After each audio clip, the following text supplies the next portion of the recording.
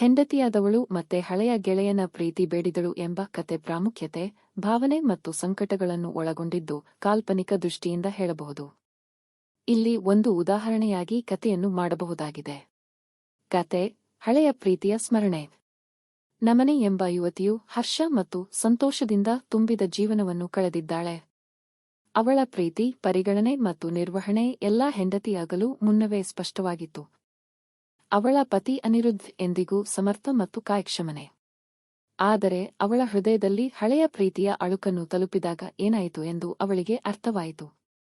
ಕಾಲಪ್ರವಾಹದಲ್ಲಿ ಅವಳು ಮನೆ, ಮಕ್ಕಳು ಮತ್ತು ಪತಿಯೊಂದಿಗೆ ಸಮಯ ಕಳೆಯುತ್ತಿದ್ದರೂ ಅವಳ ಹೃದಯ ಯಾವಾಗಲೂ ಅದರ ಹಿಂದಿನ ಪ್ರೀತಿಯ ಸ್ಮರಣೆಯೊಂದರೊಂದಿಗೆ ಬಾಳುವಿತ್ತು. ಹಾಗಾದರೆ ಅವಳ ಹಳೆಯ ಗೆಳೆಯದ ಕುರಿತು ಆಕೆ ನೆನೆಸಿಕೊಂಡಳು. ಕೇಶವ್. ಅವರು ಶಾಲೆಯ ಸಮಯದಲ್ಲಿ ಎಷ್ಟು ಹತ್ತಿರ ಇದ್ದರು, ಸಮಯ ಗತಿಸಿದರೂ ಅವರ ನಡುವಿನ ಬಂಧ ಕತ್ತಲಿನಲ್ಲಿ ಕೂಡ ಮೆರೆದಿತ್ತು. ಒಂದು ದಿನ ಸಮಯದ ಚಕ್ರವೇನು ಹೇಳಿತೆಂದುಕೊಂಡು ಅವಳಿಗೆ ಮೊಬೈಲ್ನಿಂದ ಹಳೆಯ ಗೆಳೆಯನಿಗೆ ಸಂದೇಶ ಕಳುಹಿಸಲು ತೀರ್ಮಾನಿಸಿತು. ಹೇ ಕೇಶವ್, ಹಳೆಯ ನೆನೆಸಿಕೆ ಅಂತ ಮುಗಿಸಿತು. ಅವರ ಸಂಭಾಷಣೆ ಪುನಃ ಪ್ರಾರಂಭವಾಯಿತು. ಸಮಯದಲ್ಲಿ ಬದಲಾಗಿದ್ದರೂ ಅವರ ನಡುವೆ ಹೊಂದಿದ ಸ್ನೇಹ ಮತ್ತು ಹೃದಯಪೂರ್ವಕ ಬಾಂಧವ್ಯ ಪರಸ್ಪರ ನಂಬಿಕೆಗೆ ಬೆಳಕು ಹಚ್ಚಿತು. ಆದರೆ ಅವಳನ್ನು ಏನು ತಲುಪಿಸಿತು? ನಮ್ಮನ್ನು ಬಾಳಿದಾಗ ಅವನು ನನ್ನ ಜೊತೆ ಇರುತ್ತಿದ್ದ, ನನಗೆ ಅವನ ಪ್ರೀತಿಯನ್ನು ತಿಳಿದುಕೊಳ್ಳಲು ಸಾಧ್ಯವಾಗುತ್ತಿತ್ತು ಎಂದು ಅವಳು ಅತಿ ಹೆಚ್ಚಿದ ಭಾವನೆಯಲ್ಲಿ ಹೃದಯದಿಂದ ಹೇಳಿದಳು.